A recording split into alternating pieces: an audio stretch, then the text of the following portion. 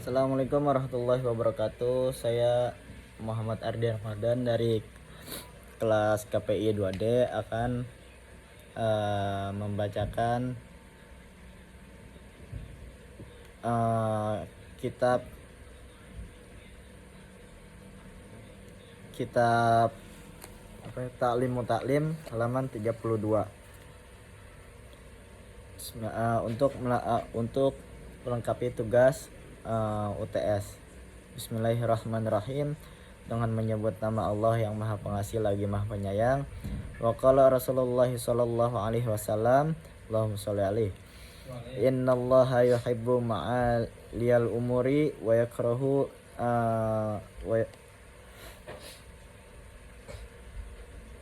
wa yakrahu safsafaha. Dan Rasulullah bersabda, itu sungguhnya Allah itu senang perkara-perkara yang mulia, dan Allah membenci perkara yang hina. Wakila, dan dikatakan, fala ta'jal bi amrika wastadimhu fama shalla asaka kamustadimin. Dan syair ini mengatakan, maka janganlah kamu terburu-buru dalam menanggapi masalahmu, maka kamu akan senantiasa begitu. Fama sholla, dan tidak ada yang selamat, dan seperti kamu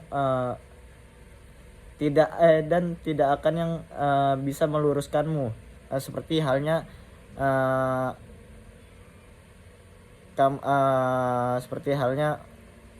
seperti yang meluruskannya selalu. Qila, dikatakan, qala Abu Hanifah radhiyallahu dari Abu Hanifah berkata kepada Abu Yusuf, kunta balidan akhrajatkal muwaghabatu fid darsi wa iyyaka wal kasali fa innahu syu'mun wa afatun azimatun. Dan dikatakan oleh Abu Hanifah kepada Abu Yusuf, hati dan akalmu akan tertutup, tapi engkau bisa keluar dari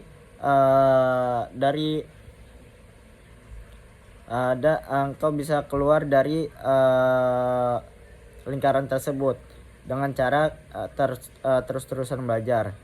Dan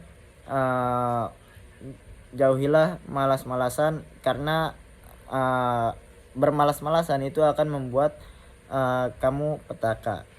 Qala Syekhul Imam Abu Nasr As-Saffar Al-Ansari, dikatakan oleh Syekh Syekh Abu Nasr As-Saffar Al-Ansari berkata, ya nafsi la tarqi anil amali. Diriku, janganlah engkau bermalas-malasan fil birri wal adli wal ihsani fi mahalin, untuk berbakti, untuk berbuat adil, untuk berbuat bagus-bagusan. Fakullu dhi amalin fil khairi mughtabatun wa fi bala'in wa syu'min kullu dhi kasalin. Setiap yang beramal kebaikan itu akan mendapatkan keuntungan, tapi yang bermalas-malasan itu akan mendapatkan perkara. Qala al-musannif,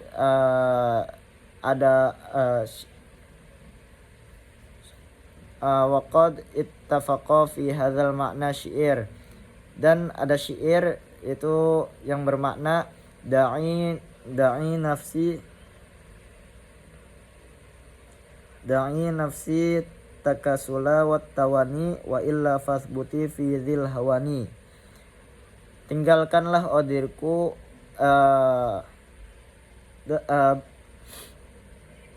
tinggalkanlah bermalas-malasan dan menunda urusan.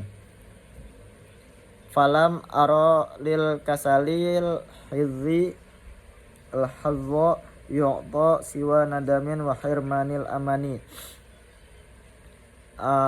Kalau kamu tidak meninggalkannya, maka letakkanlah aku di jurang kehinaan dan dan itu orang yang malas itu akan mendapatkan penyesalan. Waqila, dan dikatakan kam min hayain wa kam ajizin wa kam nadamin jamin tawallada lil insani min kasalin. Seperti halnya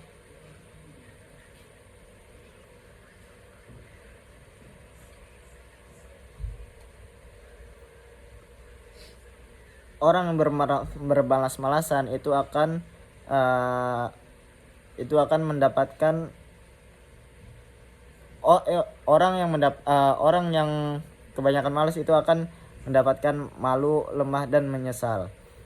Dan iyyaka an kasalin fil buhthi an syubba fama alimtu wa ma qad syadza an kasalin. Dan buanglah sifat segan untuk membahas yang belum jelas segala yang kau tahu dan yang masih ragu akibat malas.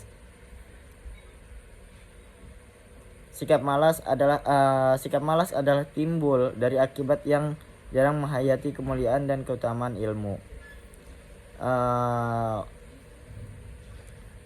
Wal ilmun nafi'u yahsilu bihi husnul zikri wa yabqa dzalika ba'da wafatahu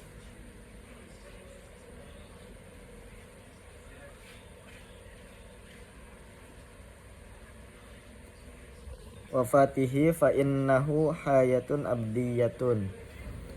Ilmu itu akan bermanfaat. Ilmu yang bermanfaat itu akan menjunjung tinggi nama seseorang, dan walaupun orangnya itu sudah tiada, itu namanya itu akan tetap harum. Dan karena begitu Angsyadana Syekhul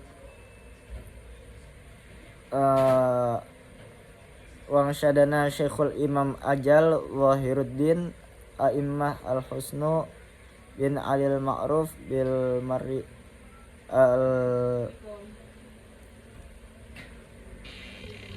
dan dikatakan oleh Syekh Ajal Al-Hasan bil Ali Al-Marghibani membawakan syair itu al-jahiluna mauta qabla mautihim wal alimuna wa in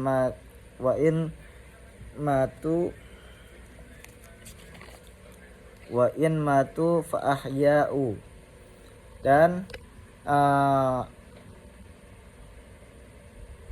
orang yang bodoh itu akan mati sebelum mati, dan orang yang alim itu akan tetap hidup walaupun orangnya itu sudah mati. Jadi maksud dari syair ini adalah orang yang bodoh itu akan namanya itu tidak akan didengar oleh orang lain karena kebodohannya, dan orang yang alim itu akan didengar walaupun orangnya itu sudah nggak ada karena kealimannya, seperti pembahasan yang awal.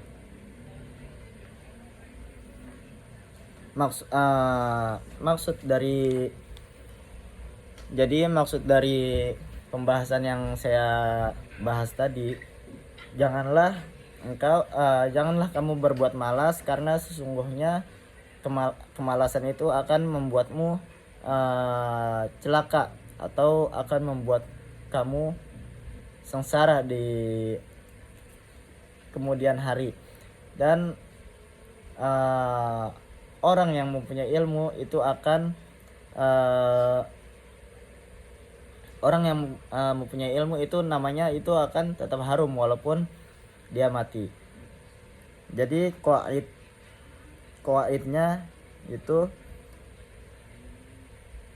dalam qaid ilmu nahwu, huruf adalah kata yang digunakan untuk menggambarkan kata-kata yang tidak memiliki makna secara mandiri, tetapi memiliki fungsi dalam kalimat tersebut. Pembagian huruf dalam ilmu nahwu itu ada beberapa jenis. Di antaranya yang pertama itu huruf jar atau huruf khafat, dan yang kedua itu huruf nasab, yang ketiga itu huruf jazam, dan yang keempat itu huruf istifham. Apa itu huruf jar? Huruf jar atau huruf khafat adalah kata-kata yang digunakan untuk menghubungkan kata benda dengan kata lainnya, seperti min, ila, an, ala, fi, ruba, ba, kaf, lam. Itu seperti contoh kayak min itu artinya dari, itu berupa kata penghubung. Ila artinya ke, itu berupa kata penghubung juga. Terus yang kedua itu huruf nasab. Huruf nasab itu kata-kata yang digunakan untuk menunjukkan hubungan antara kata benda dengan kata kerja. Contohnya yaitu alladzi atau alladzina, yang berarti telah, yang berarti alladzi yang berarti yang, dan alladzi yang berarti yang telah. Dan yang ketiga itu huruf jazm. Huruf jazm itu kata-kata yang digunakan untuk menunjukkan bahwa kata kerja tersebut dalam keadaan jazm atau tidak memiliki batasan, tidak memiliki akhiran, seperti la dan lam. La itu artinya tidak, dan lam itu artinya la itu artinya jangan, dan lam itu artinya tidak. Yang keempat itu huruf istifham. Huruf istifham yaitu kata-kata yang digunakan untuk menunjukkan pertanyaan, seperti hal artinya itu apakah, dan kam itu artinya berapa. Dan di sini itu masuk ke amil nawasih, itu berupa kana waktuha. Kana waktuha dan saudara-saudaranya. Kana wa akhwatuha itu artinya kana dan saudara-saudaranya. Itu merupakan kalimat fi'il nakis atau kata kerja yang tidak sempurna. Alasannya karena tidak dimasukkan, karena tidak bisa masuk karena tidak bisa masuk dengan fa'il dan maf'ul, dan maf'ulnya fa'il dari 13 saudara. Karena dapat dikelompokkan menjadi 3, yaitu anggota kana dan saudaranya yang bekerja tanpa syarat, kana dan saudaranya yang termasuk kelompok kana yang dapat merofakkan mubtada dan menasabkan khobar tanpa syarat. Jadi amalnya kana itu terfaul isma tansibul khobar, merofakkan isimnya dan menasabkan khobarnya. Seperti contoh kana waktu kana dan saudara-saudaranya itu kana, amsa, asbaha, adha, wala, bata, soro, dan laisa. Itu berupa kana dan saudara-saudaranya. Contohnya itu kana zaidun qa'iman. Kana di sini berupa amil nawasih, zaidun sebagai isimnya kana, dan qa'iman sebagai khobarnya kana. Selanjutnya itu inna wa akhwatuha. Inna dan saudara-saudaranya itu apa aja? Inna, anna, lakinna, ka'anna, laita, la'alla. Contohnya, contoh inna. Inna di sini adalah kata yang digunakan untuk menunjukkan kepastian atau kebenaran suatu hal. Contohnya, seperti inna. Contohnya inna zaidan qaimun. Inna di sini beramal tansibul isma wa tarfa'ul khobar. Itu kebalikan dari kana. Kalau kana itu tarfa'ul isma wa tansibul khobar, kalau inna itu tansibul isma wa tarfa'ul khobar. Jadi menasabkan isimnya dan merofakkan khobarnya. Jadi menasabkan isimnya dulu baru merofakkan khobarnya. Kalau kana itu merofakkan isimnya dan menasabkan khobarnya. Contohnya itu inna zaidan qaimun. Inna sebagai amil nawasih, zaidan sebagai isimnya kana, dan qaimun sebagai khobarnya kana. Qaimun di sini karena akhirnya domah itu jadi rofa, dan zaidan di sini sebagai karena akhirnya fathah jadi nasab. Nah gitu. Dan contoh akhwatnya itu, contoh saudaranya itu ka'anna. Contohnya itu ka'anna Muhammadan Badrun. Ka'anna sebagai amil nawasi, sama aja sih kayak ka'anna sebagai amil nawasi, Muhammadan sebagai isimnya kana, dan Badrun sebagai sebuah khobarnya kana. Sekian dari saya, kurang lebihnya mohon maaf. Assalamualaikum warahmatullahi wabarakatuh.